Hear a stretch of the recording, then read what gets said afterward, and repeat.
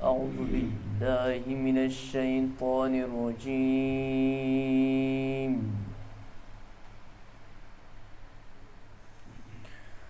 بسم الله الرحمن الرحيم.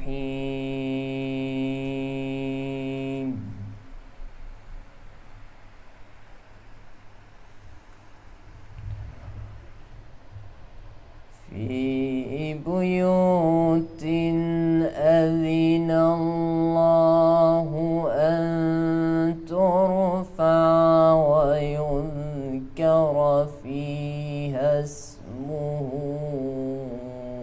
يسبح له فيها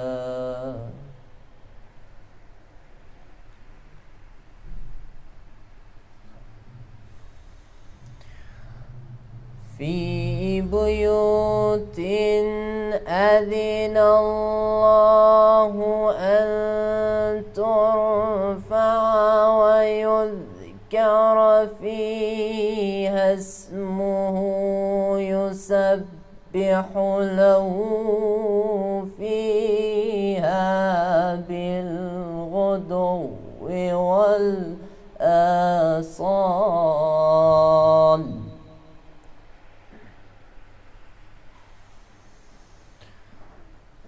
رجال لا تلهيهم تجارة ولا بيع عن ذكر الله وإقام الصلاة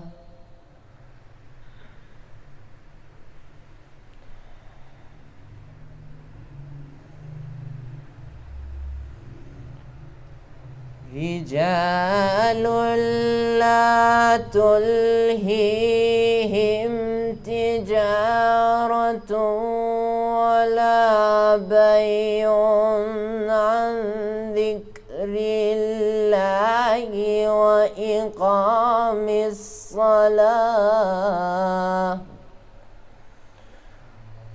وإقام الصلاة وإيتاء الزكاة.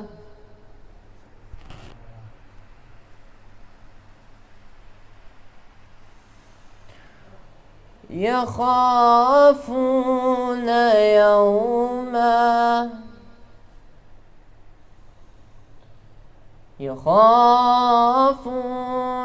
يوما تتقلب فيه القلوب والأبصار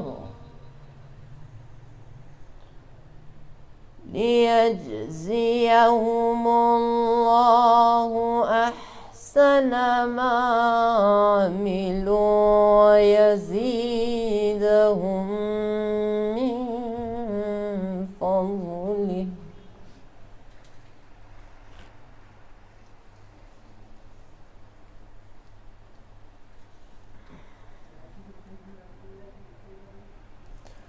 والله سميع عليم.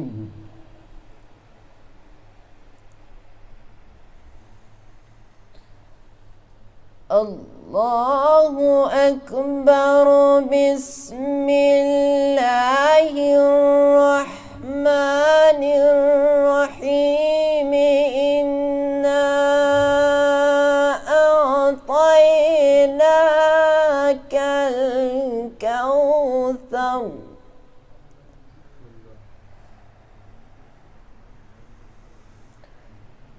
فصل لربك وانهر إن شانئك هو الأبتر.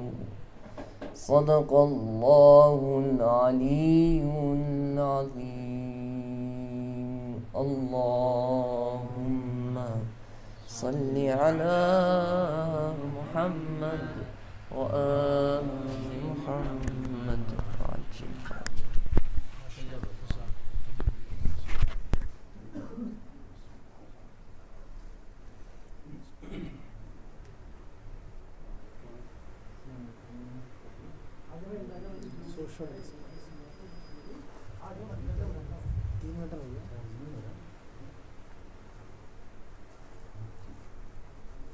محمد والے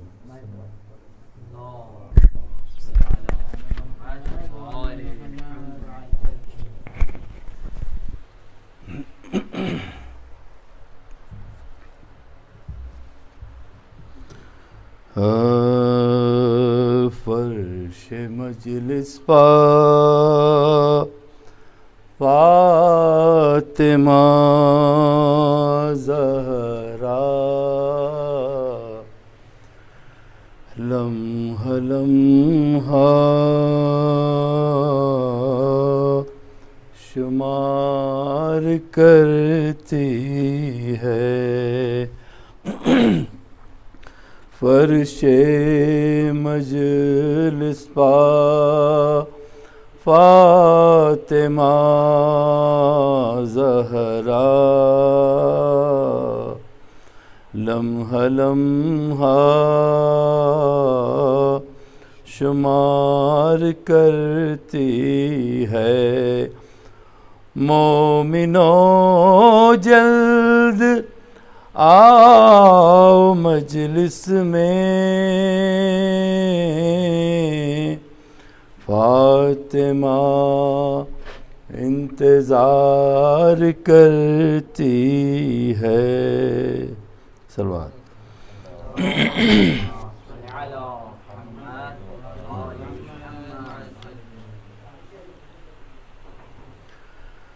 علی کی بیٹیاں زندان میں جب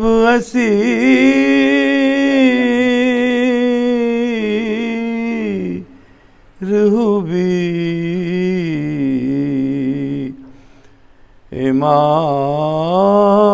امام زادیاں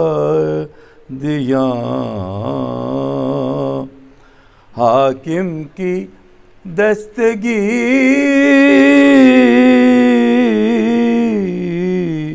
دستگیر ہوئی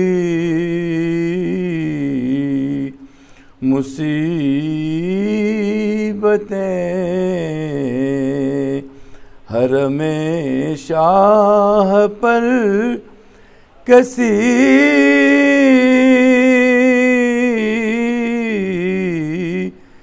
ہوئی غم حسین میں سیدانیاں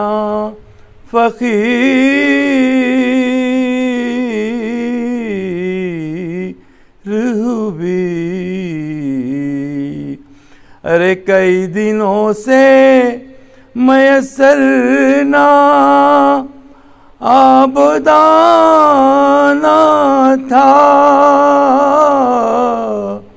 اندھیری رات تھی ٹوٹا سا قید خانہ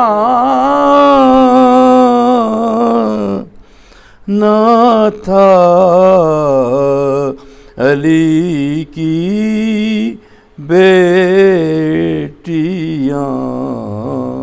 سلوات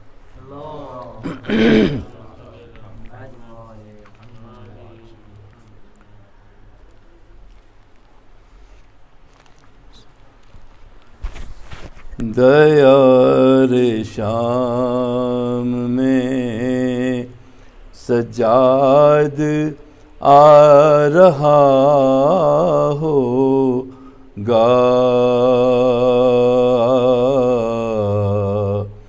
اڑی ہے خاک اسیروں کا قافلہ ہوگا دیار شام میں علی کے کوفے میں کوئی سروں کو ڈھانپے گا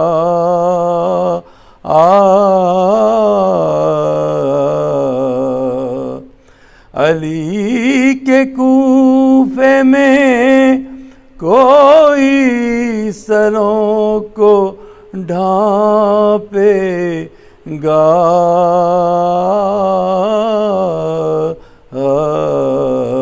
ہر ایک چہرے کو سجاد دیکھتا ہوگا،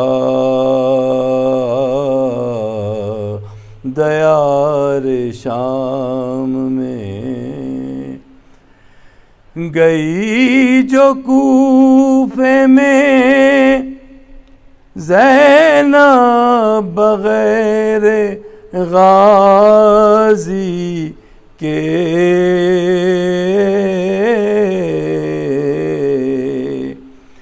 گئی جو کوفے میں زینب بغیر غازی کے،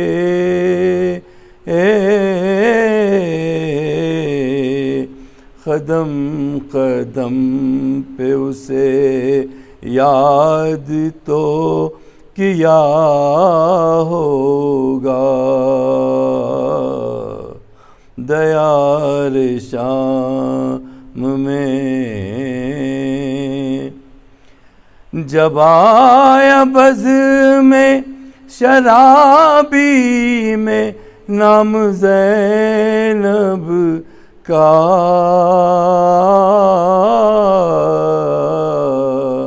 پسر حسین کا بن موت مر گیا ہوگا،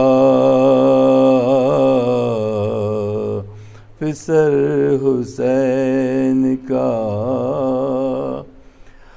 بلند نیزے سے عباس کے نہ سر کو کرو،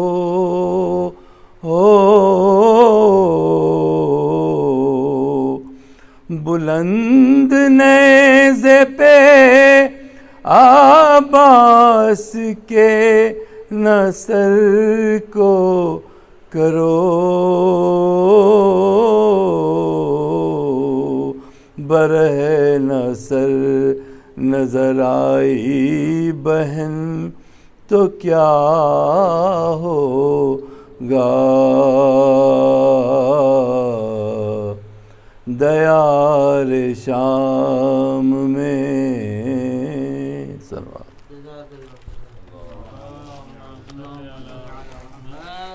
محمد۔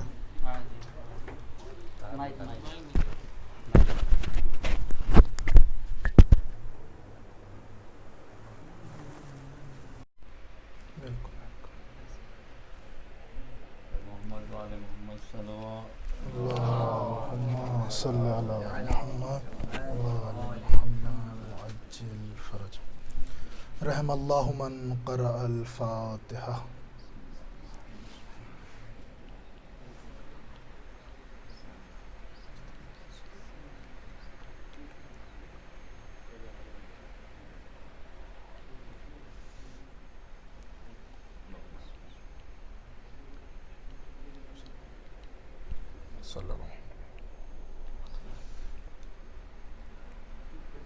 اعوذ باللہ من الشیطان الرجیم، بسم اللہ الرحمن الرحیم، الحمدللہ رب العالمین، الذی نور قلوبنا بمحبت العلویہ،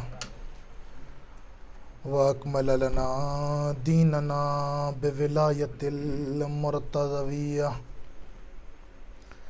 وَالصَّلَاةُ وَالسَّلَامُ عَلَى حَقِیقَةِ الْوَجْهِ الْأَتَمِّ، وَالْعَارِفِ بِمَا فِی اللَّوْحِ وَالْقَلَمِ، وَالْوَاقِفِ عَلَى جَمِيعِ السِّیَاسَاتِ وَالْحِکَمِ، وصاحب المعراج والبیت والحرم، وعلى اشرف الانبیاء والمرسلین، وسيدنا وشفينا مولانا بالقاسم محمد صلی علی محمد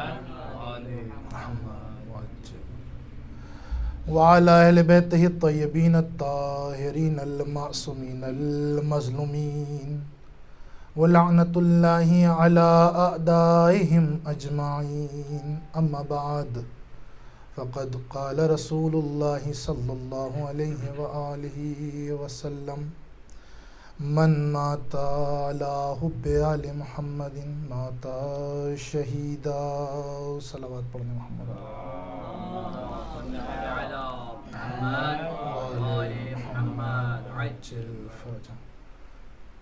بزرگان، سب سے پہلے آپ حضرات سے گزارش ہے کہ ایک مرتبہ سورہ حمد اور 3 مرتبہ سورہ توحید کی تلاوت فرما کر مرحومہ سیدہ شگفتہ رضوی بنت سید اشتیاق حسین رضوی کی روح کو اصال فرما دیں۔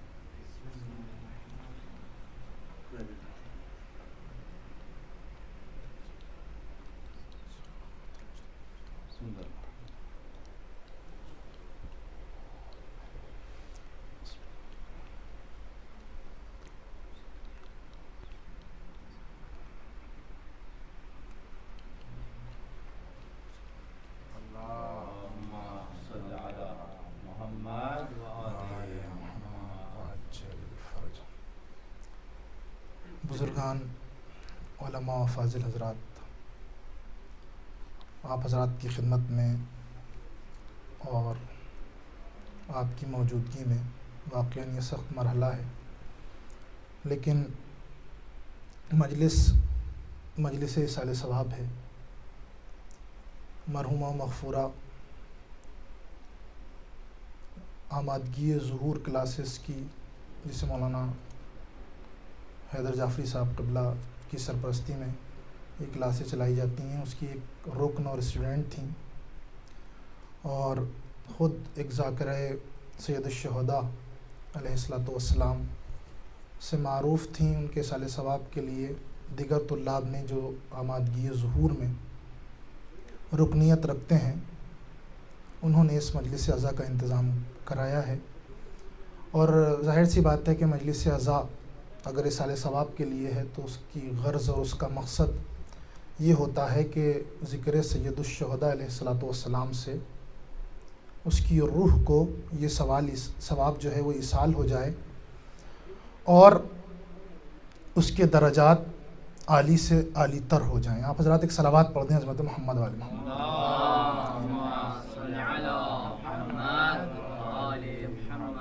چند دقائق آپ حضرات کی خدمت میں مزاحم ہونا ہے، اور اسی غرض کے ساتھ کہ جو اس ذکر فضائل و مصائب کا ثواب مرتب ہو، مرحومہ کی روح کو ایصال ہو جائے۔ غور کیجئے گا، یوں تو جہاں جہاں بھی اکثر و بیشتر مجلس ایصال ثواب کا انعقاد کیا جاتا ہے، مجلس کا عنوان موت ہوتا ہے۔ اکثر و بیشتر ہم دیکھتے چلے آ رہے ہیں کہ مجلس کا عنوان موت رکھا جاتا ہے، اور یہاں جو یہ عنوان موت رکھا جاتا ہے وہ صرف اور صرف یا محض عنوان موت نہیں ہوتا، بلکہ حقیقت موت پہ روشنی ڈالی جاتی ہے، حقیقت موت کو بیان کیا جاتا ہے۔ اس لیے کہ جب یہی موت کا تصور دیگر مکاتب فکر میں پیش کیا جاتا ہے، جب اس موت کے مفہوم کو وہ پیش کرنا چاہتے ہیں اور اس کا تصور کرنا چاہتے ہیں، تو ان کے یہاں پر شاید یہ مفہوم ایک وحشتناک مفہوم ہو۔ موت ان کے نزدیک ایک ایسا مفہوم ہو کہ جس کو تعبیر کیا جاتا ہو خاتمے سے، جس کو تعبیر کیا جاتا ہو فنا سے۔ موت ان کے نزدیک شاید ایک ایسا ساز و سامان ہو کہ جس کے بعد ایک ڈر ہو، ایک خوف اور ایک ڈراؤنی اور خوفناک شے کا نام ہو۔ لیکن جب موت کا مفہوم مکتب اہل بیت علیہ السلام کی نگاہ سے دیکھا جاتا ہے تو موت اپنے حصار کو توڑ کر وادی بقا میں نظر آتی ہے۔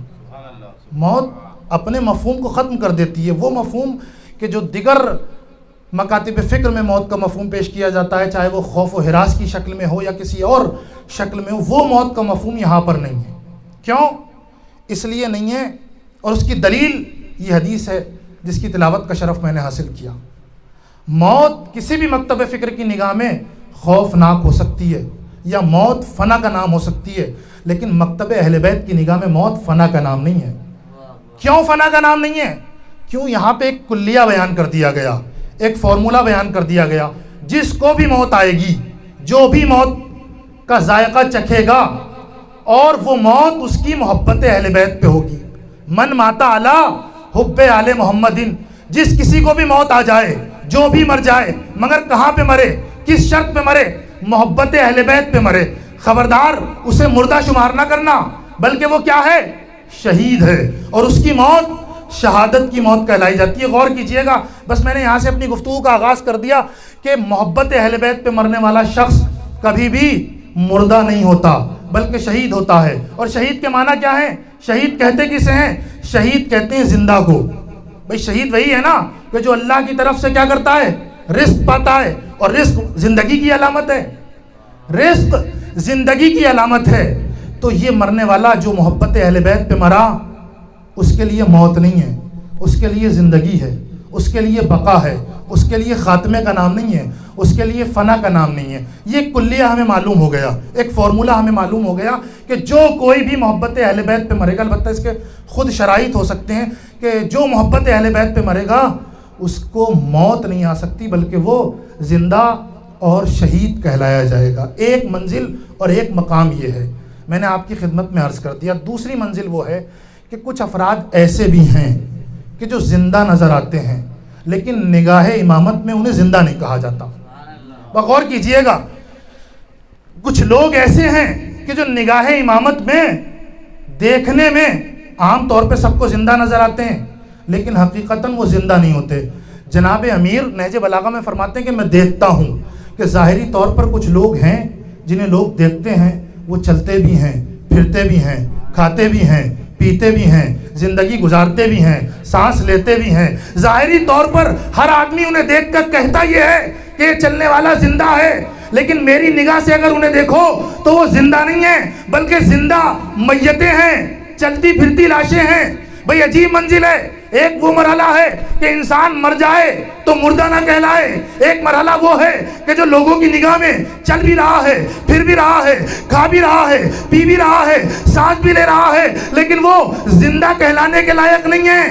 بھئی عجیب مرحلہ ہے۔ ایک فکر یہ کہ مر کر بھی زندہ، دوسری فکر یہ کہ لوگوں کو زندہ نظر آ رہا ہے لیکن نگاہ امامت میں اسے زندہ نہیں کہا جا رہا بلکہ اسے مردہ کہا جا رہا ہے۔ جناب امیر یہ تو بتا دیجئے یہ ماجرا کیا ہے؟ آپ نے زندہ رہنے کے لیے رسول خدا نے ایک معیار تو قائم کر دیا کہ مر کر بھی زندہ وہ رہے گا کہ جو آل محمد پہ مرے گا۔ تو شاید جناب امیر جواب دیں، ارے بھائی تم نے اس حدیث کا منطوق پڑھا ہے؟ بھائی اس حدیث کا منطوق پڑھا ہے کہ حدیث کہہ رہی ہے جو بھی آل محمد کی محبت پہ مر جائے خبردار اسے مردہ شمار نہ کرنا بلکہ وہ شہید ہوگا، وہ زندہ ہوگا۔ اب اسی حدیث کے مفہوم پہ نظر کر لیجئے گا، مفہوم یہ نکلے گا کہ جو شخص بھی زندہ رہے مگر بغض علی کے ساتھ زندہ رہے اسے ہرگز زندہ شمار نہ کرنا۔ صلوات پڑھ دیں محمد و آل محمد۔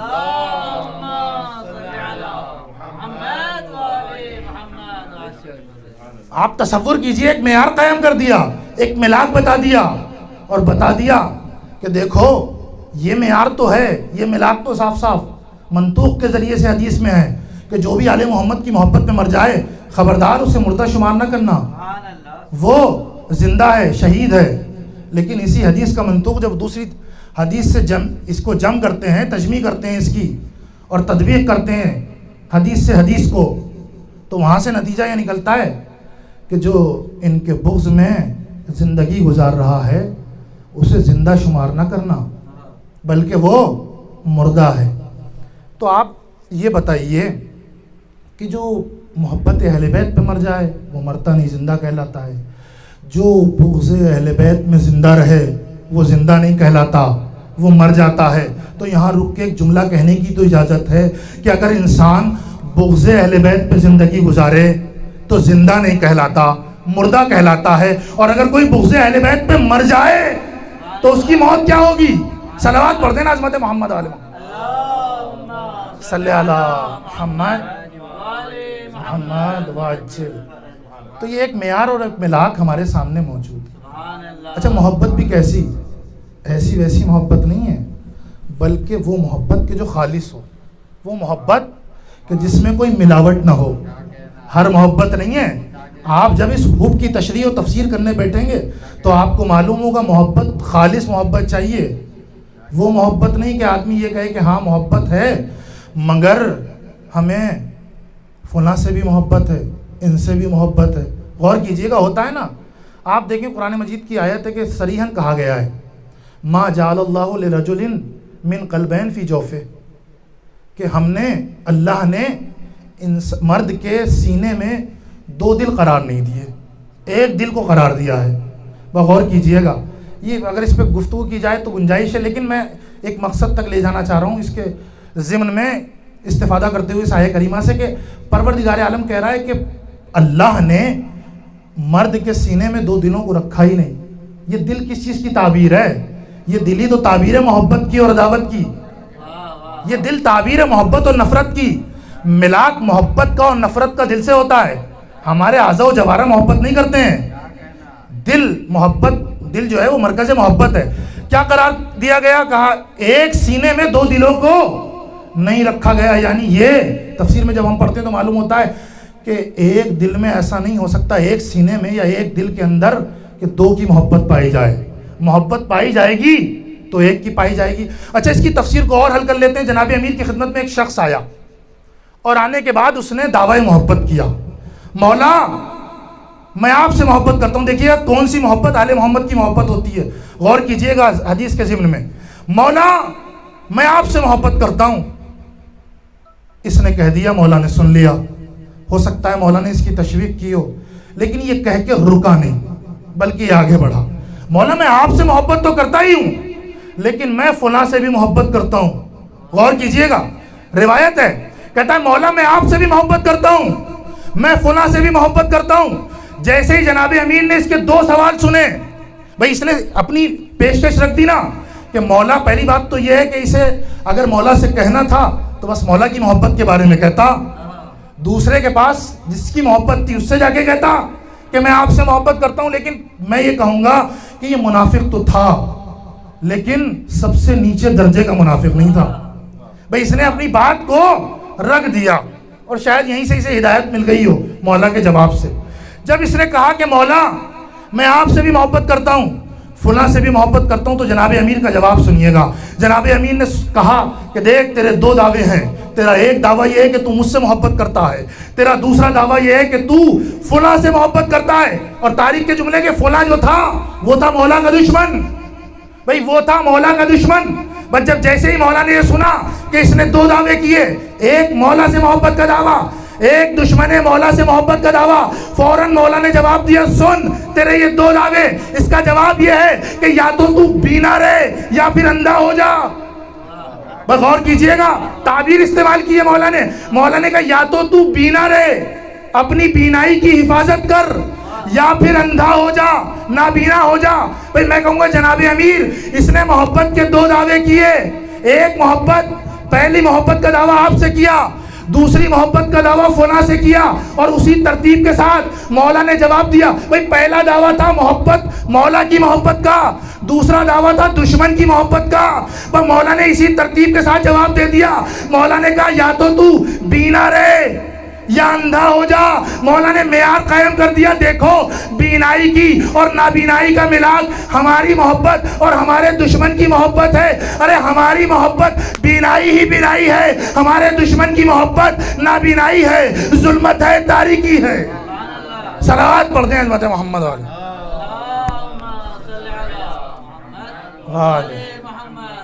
ایک اور صلوات پڑھ دیں عظمت محمد والے.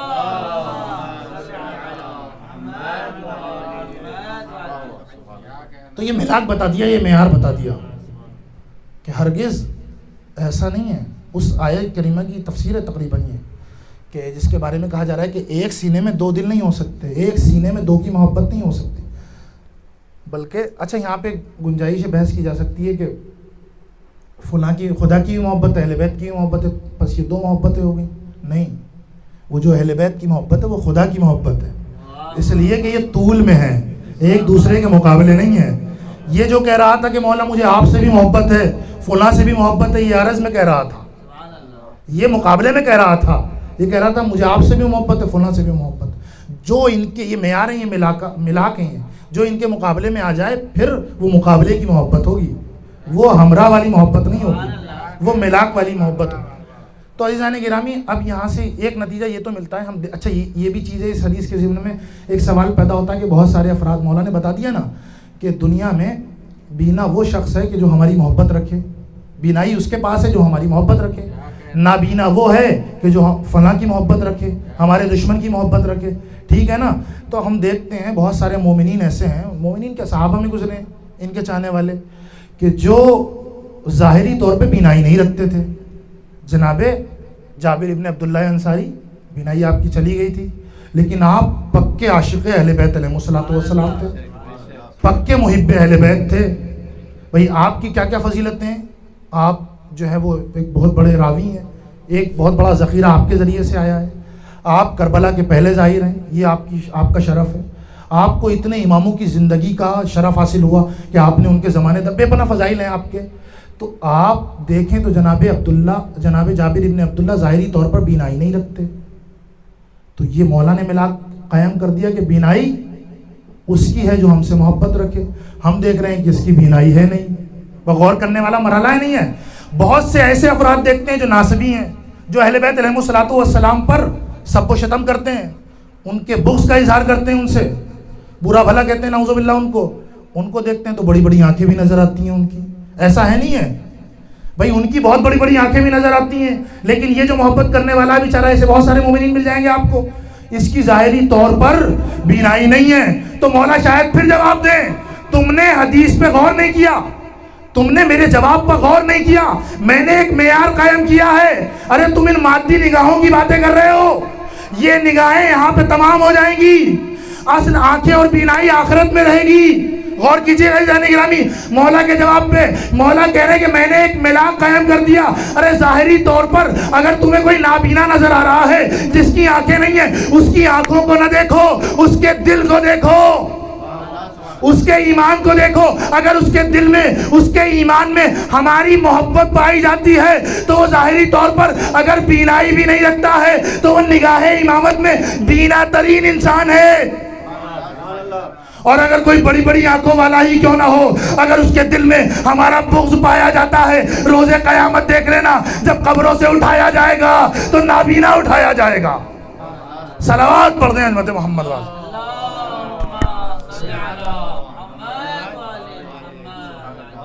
یہ معیار ہے، یہ ملاک ہے، یہ محبت ہے کہ نہیں پائی جاتی کسی ایسے کے یہاں کہ جو ان سے بغض رکھتا ہے۔ اس کے لیے شرائط ہیں۔ اچھا، اس کے تقاضے بھی بہت سارے محبت کے، وقت میں گنجائش نہیں ہے، بس میں آخری مرحلے پر ہوں کہ بہت سارے تقاضے بھی ہیں اس کے۔ آپ دیکھیں کہ محبت جب کسی سے ہوتی ہے تو اس کے تقاضے ہو جاتے ہیں، تقاضے ہوتے ہیں۔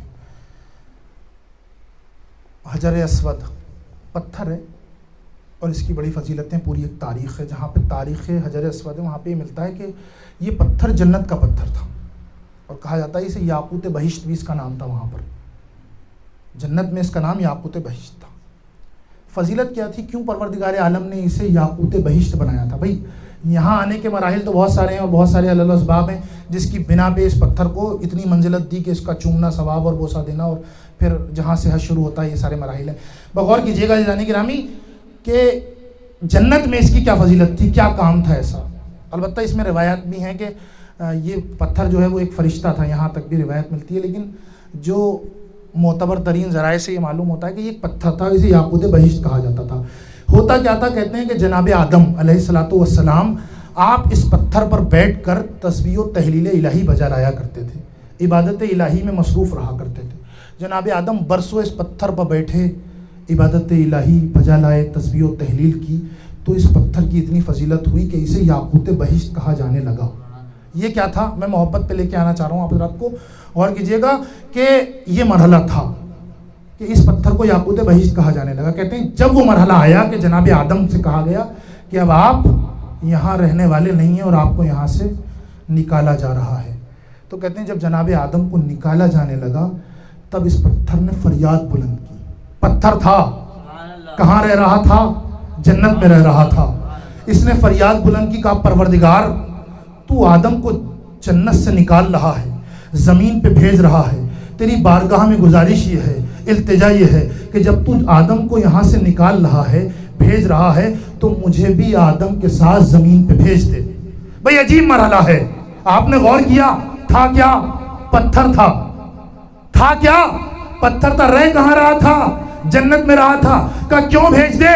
کہ دیکھو ہوا یہ ہے کہ تیرے نبی نے، حجت خدا نے، جو پہلے نبی ہیں ابو البشر، انہوں نے برسوں میرے اوپر بیٹھ کر عبادت الہی بجا لائیں، تیری عبادت کی ہے، تسبیح و تحلیل کی ہے، اور اس کا تقاضا یہ ہے کہ میں برسوں ان کی صحبت میں رہا ہوں.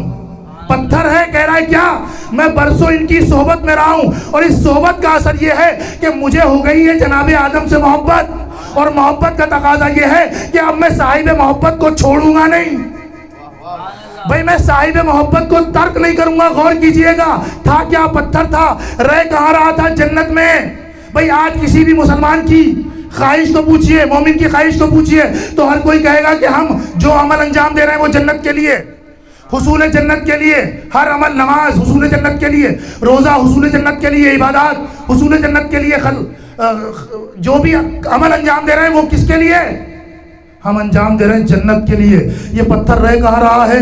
پتھر رہ رہا ہے جنت میں، اور اب پروردگار کی بارگاہ میں گزارش کر رہا ہے، التجا کر رہا ہے، پروردگار مجھے آدم کے ساتھ بھیج دے. بھئی آپ نے غور نہیں کیا، پتھر تھا، یہ پہلا نبی کے ساتھ رہا. صحبت کا اثر یہ ہوا کہ پروردگار کی بارگاہ میں دعا کی، پروردگار میں تیرے نبی کو اکیلا نہیں چھوڑنا چاہتا، مجھے زمین پہ بھیج رہا ہے تو مجھے آدم کے ساتھ بھیج دے. بھئی یہ پتھر تھا کہ جو جنت میں رہ رہا تھا. جب آدم آئے تو اس نے کہا پروردگار میں آدم کو تنہا نہیں چھوڑوں گا، مجھے آدم کے ساتھ بھیج دے. تو مجھے یہاں پر احد کا وہ میدان یاد آ گیا کہ جہاں پر نبی کے ساتھ رہنے والے، برسوں ساتھ رہنے والے صحابہ تھے. صلوات پڑھنے حضرت محمد والے صلی اللہ. آپ غور کیجئے اس مرحلے پہ آ کر کہ جناب آدم کے ساتھ رہ رہا تھا، گزارش کی پروردگار بھیج دے. وہ کیسے لوگ تھے کہ جو نبی کو چھوڑ کے جا رہے تھے؟ انہیں ذرا سا خیال نہیں. پتھر تھا تو اب تو کہنے کی اجازت ہے کہ وہ جو نبی کا ساتھ چھوڑ کے جا رہے تھے وہ کچھ بھی ہو سکتے ہیں، لیکن پتھر سے افضل نہیں ہو سکتے. وہ پتھر سے بدتر تھے، وہ پتھر سے بدتر تھے. دوسرا پیغام اور دوسرا درس اس میں یہ ہے، محبت، تقاضا محبت کو دیکھیے گا کہ جب جس کے پہلو میں رہا جائے تو اس کے محبت کا تقاضا یہ ہے کہ اس کے ساتھ رہا جائے، اس کی ہمراہی کی جائے. پتھر تھا، جنت کو چھوڑنا گوارا کر دیا. بھئی ہماری خواہش یہ کہ ہم جنت میں چلے جائیں. یہ جنت میں رہتا ہوا پتھر جنت کو چھوڑ رہا ہے. کس لیے چھوڑ رہا ہے؟ کہ ہمراہی حجت خدا کے لیے. بس یہاں سے نتیجہ یہ نکلتا ہے کہ مومنین کے لیے جنت مہم نہیں ہے، بلکہ اہل بیت علیہ الصلوۃ والسلام کی ہمراہی اہم ہے. ہمراہی اہم ہے، ان کی ہمراہی اہم ہے. اور اگر ہمراہی اہم نہ ہوتی، اس کے نمونے انسانوں میں بھی تو نظر آنے چاہیے تھے نا. وہ نظر آئے شب عاشور کہ جب سرکار سید الشہداء نے ان کی جنت کی ضمانت لے لی اور کہا، کیا کہا؟ کہ جنت کا ضامن میں ہوں، میں بشارت دیتا ہوں تمہیں جنت کی، اور تم یہاں سے جا سکتے ہو. تو انہوں نے کیا کیا؟ چراغ بجھ گیا، پھر جلا چراغ، لیکن یہ اپنی جگہ سے نہیں گئے اور بتا دیا کہ ہم امام کی ہمراہی کے لیے آئے ہیں، جنت کے لیے نہیں آئے. ہم امام کی ہمراہی کے لیے آئے ہیں. تو اصل اور حقیقی مقصد محبت کا جو ہے، وہ جو تقاضے ہیں محبت کے، وہ یہ ہے. اثر جو ہے محبت کا وہ یہ ہے کہ محبت جنت کے لالچ میں نہ کی جائے، بلکہ محبت ہمراہی صاحب محبت کے لیے کی جائے، ان کی ہمراہی، ان کی معیت کے لیے کی جائے. اور یہی کربلا والوں نے کیا. کربلا میں اسی کے نمونے ملے. تبھی تو امام کو کہنا پڑا کہ جیسے صحابہ مجھے ملے، نہ میرے بابا کو ملے، نہ میرے نانا کو ملے، نہ میرے بھائی کو ملے. کیوں؟ کیونکہ یہ جنت کے لالچ میں نہیں آئے تھے. اگر جنت کے لالچ میں آتے تو چراغ کے بجھنے پر تاریکی میں چلے جاتے. لیکن امام کو تنہا نہ چھوڑنا اس بات کی علامت ہے کہ یہ جنت کے لیے نہیں آئے تھے، یہ امام کی ہمراہی کے لیے آئے تھے. اور یہی تقاضا ہے کہ محبت کا، کہ ہم ہر وقت اپنے امام کی ہمراہی کے لیے آمادہ رہیں، جیسے کربلا والے رہے، جیسے کربلا والے رہے. اور اس طریقے سے رہے کہ اپنے کردار سے مثالیں قائم کر دیں. نقوش چھوڑ دیے ذہنوں پر. کربلا والوں نے ذہنوں پہ نقوش چھوڑ دیے. ایسے نقوش، ایسی مثالیں جو اصحاب و انصار امام حسین علیہ الصلوۃ والسلام میں ملی، وہ کہیں نہیں ملی، کہیں نہیں ملی. آپ غور کیجئے گا کہ جناب جون، جناب سعید، کیسے کیسے صحابہ امام کے. جناب سعید وہ کہ امام نماز میں ہیں اور آپ کی حفاظت کر رہے ہیں. جگر چاہیے عزاداران مظلوم کربلا. بس میں نے شروع کر دیا مصیبت کو کہ امام کی مائیت شرط ہے. امام کی مائیت، ایسی مائیت کہ امام عبادت میں مشغول ہیں اور یہ تیر پتیر کھا رہے ہیں. جس نے جنت اپنی آنکھوں سے دیکھ لی ہو، جس کو جنت کی ضمانت دے دی گئی ہو، وہ پھر تکلیف اٹھا رہا ہے. ایسی تکلیف کہ سامنے سینے کو لیے کھڑا ہے. اگر ایک تیر لگتا ہے تو لگ جائے، ایک نہیں 10 لگتے ہیں تو لگ جائے، لیکن خواہش یہ ہے کہ میرے امام کے بدن پہ کوئی تیر نہ لگے. اس لیے کہ انہوں نے قسم کھائی ہے ہمراہی امام کی، ہم اپنی جانوں کو دے دیں گے. جب تک بدن میں آخری خون کا قطرہ ہے ہم اپنے امام کی حفاظت کریں گے، اپنے امام کی ہمراہی کریں گے. ہاں بس عزاداران مظلوم کربلا، آپ غور کیجئے کیسے کیسے اصحاب و انصار ہیں امام کے. آپ نے روایت سنی ہوگی بارہا اور اس پہ گریہ بھی کیا ہوگا، روئے بھی ہوں گے، مگر میں وہاں سے ایک تجزیہ کرنا چاہتا ہوں ہمراہی امام کا. آپ نے سنا ہوگا کہ عاشور کے بعد جب تمام شہیدوں کے جنازے کربلا کی جلتی ہوئی ریت پر بے گور و کفن پڑے ہیں، تقاضا ہے، فطرت کا تقاضا ہے کہ انسان کو سب سے پہلے اپنا یاد آتا ہے. زہرقین کی بیوی کو بھی سب سے پہلے اپنا والی و وارث یاد آیا. غلام سے کفن دیا، سنتے رہتے ہیں آپ، کفن دیا، کہا میرے والی و وارث کو، اپنے آقا کو کفن دے کے آ جاؤ. یہ میدان کربلا میں آ گیا. آنے کے بعد اس نے میدان کربلا کا مشاہدہ کیا. جس طرف دیکھتا ہے سب بے گور و کفن لاشیں ہیں، چاروں طرف بے گور و کفن لاشیں ہیں. کسی کے تن پہ سر نہیں ہے، کسی کا خون بہ رہا ہے، کسی کا بدن تیروں سے چھلنی ہے، کسی کے یہاں پہ پتھروں کے نشان ہے، بدن زخمی ہے. عجیب منزل ہے. جیسے یہ سب دیکھتا ہے کسی کو کفن نہیں دیتا، اپنے آقا کو کفن نہیں دیتا، فوراً اپنی مالکن کی خدمت میں آ جاتا ہے. کفن ہاتھ میں جیسے ہی جناب زورقین کی زوجہ دیکھتی ہیں، فوراً غصے کے عالم میں کہتی ہیں میں نے تجھے آخری آخری آخری آخری مرحلہ دیا تھا، کہا تھا کہ تو اپنے اس مقصد میں پورا کر لے، میں تجھے آزاد کر دوں گی، لیکن تو نے اس کام کو انجام نہیں دیا. عزاداران مظلوم کربلا، آپ جملہ سنیں گے، کہنے والا کہتا ہے، غلام کہتا ہے تم نے مجھے ایک کفن دیا تھا. ارے میدان کربلا میں جب میں دیکھتا تھا تو 72 جنازے تھے، 72 جنازے تھے. میں پریشان ہو گیا، ارے کفن دوں تو کس جنازے کو دوں؟ ادرکم اللہ، اس لیے کہ زورقین تو غلام تھے. ارے زورقین تو حسین پہ اپنی جان دینے والے تھے. ارے میں کیسے گوارا کرتا کہ غلام کو کفن دے دوں، آقا کا جنازہ بے گور و کفن پڑا رہے. اجرکم اللہ، خدا آپ کو کسی غم میں نہ رلائے سوائے غم مظلوم کربلا کہ آپ روایت سنتے ہیں، یہیں تک سنتے ہیں، گریہ کرتے ہیں. اس سے آگے کا تجزیہ سن لیجئے گا. میں کہتا ہوں اگر یہ غلام یہ جسارت کر بھی لیتا کہ نہ دیکھتا ادھر ادھر کی میتوں کو، لاشوں کو، اپنے آقا کی لاش کو دیکھتا اور اسے دیکھنے کے بعد ایک مرتبہ کفن دے دیتا، اور جیسے یہ کفن دینے کی کوشش کرتا، میرا دل یہ کہتا ہے، ان انصار کے جسموں کو دیکھ کے میرا دل یہ کہتا ہے کہ زورقین کی لاش تڑپ جاتی. ارے یہ تو کیا ظلم کر رہا ہے، دیکھ نہیں رہا؟ ارے میرے آقا کا جنازہ، میرے آقا کا جنازہ بے گور و کفن پڑ رہا ہے، تو پڑا رہا ہے، اور تو یہ جسارت کر رہا ہے کہ تو مجھے کفن پہنا رہا ہے. اجرکم اللہ، یہ انصار کا مرحلہ تھا، یہ یاور و انصار، یہ اصحاب کی منزل تھی کہ جو گوارا نہیں کر رہے تھے، گوارا یہ کر رہے تھے کہ ہم پہ مصیبتیں پڑی رہیں، ہم آقا کے جنازے کو ایسے نہ دیکھیں. ارے یہ زہرقین کا غلام تھا کہ جس سے یہ گوارا نہ ہوا کہ حسین آقا کا جنازہ بے گور و کفن رہے. میں سلام بھیجوں گا سید سجاد پہ، آقا آپ کے حوصلوں کو سلام. ارے آپ کو وہاں سے گزارا گیا جہاں سے باپ کا جنازہ. اللہ اکبر، اللہ اکبر. تبھی تو سید سجاد جیسے ہی اپنے باپ کے جنازے کو دیکھتے ہیں، بے گور و کفن ہے، بغیر سر کے ہے، ارے حالت ایسی غیر ہو جاتی ہے. سیدہ زینب دیکھتی ہیں، ایک مرتبہ خود کو ارے اونٹ سے گرا دیتی ہیں. تاکہ سید سجاد کی توجہ اپنی پھوپھی کی طرف مبذول ہو جائے۔ ایک مرتبہ جناب زینب نے سرکار سید سجاد سے کہا، ارے میرے بھتیجے، میرے لال، یہ کیسی حالت ہے؟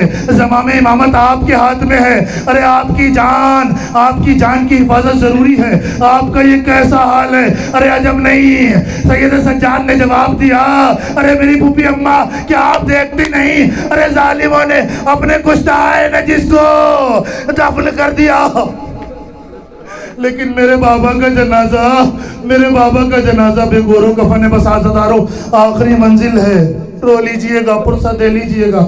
اصال ثواب کی مجلس ہے، میں یہاں پہ سرکار جناب سیدہ زینب کا ذکر کرنا چاہتا ہوں۔ آخری روایت عزادارو، یہاں سے قافلہ رواں دواں ہونے لگا، لیکن رواں دواں ہونے سے پہلے وہ منزل تھی کہ جہاں بیویاں سوار ہونا چاہ رہی ہیں، بیویاں سوار ہوئی، سب کو جناب زینب نے سوار کیا۔ آخر میں دو بیویاں ہیں، ایک فضہ ہے، ایک زینب ہے۔ ایک مرتبہ فضہ نے ہاتھوں کو جوڑا، کہا شہزادی آپ میری شہزادی ہیں، میں آپ کو سوار کراؤں گی۔ ایک مرتبہ زینب نے جواب دیا، نہیں، یہ مرحلہ زینب گوارا کرے گی، اور اب زینب نے فضہ کو سوار کرا دیا۔ اب آخری بی بی جناب زینب ایک مرتبہ دائیں دیکھتی ہیں تو کوئی نظر نہیں آتا، بائیں دیکھتی ہیں کوئی نظر نہیں آتا۔ شاید زینب دائیں بائیں دیکھنے کے بعد ایک مرتبہ مدینے کی طرف دیکھتی ہوں اور وہ منظر یاد آ گیا ہو، ارے جب زینب کو سوار کرایا تھا، ارے سرکار سید الشہداء کرسی سے کھڑے ہو گئے تھے، ایک طرف قاسم تھے، ارے دوسری طرف اکبر تھے، بازوؤں کو تھاما تھا، ارے زینب کو سوار کرایا تھا۔ زینب نے دائیں طرف دیکھا، ارے عباس، بائیں طرف دیکھا، اکبر و قاسم، یہ زینب سوار ہونے جا رہی ہے، کوئی سوار کرنے والا نہیں۔ سیحالب الذین ظلموا ایام انا للہ۔ پروردگارا ہمارے ان آنسوؤں کو درجہ قبولیت عطا فرما، خدایا واسطہ اہل بیت علیہ السلام کا اس عبادت کو قبول فرما، خدایا ہمیں ایسی عزاداری کرنے کی توفیق عطا فرما جس سے جناب سیدہ راضی ہو جائیں، خدایا جو بیمار ہیں ان کو شفائے کامل و عاجلہ عنایت فرما، جو مقروض ہیں ان کے قرض کی ادائیگی عطا فرما، خدایا تو واسطہ محمد و آل محمد کا یہ مرحومہ جن کے سال ثواب کی مجلس ان کے درجات کو عالی فرما، امام کے ظہور میں تعجیل فرما۔ آپ حضرات سے گزارش ہے کہ مرتبہ سورہ ہم 3 مرتبہ سورہ توحید کی تلاوت فرما کر مرحومہ سیدہ شگفتہ رضوی بنت سید اشتیاق حسین رضوی کی روح کو سال فرما۔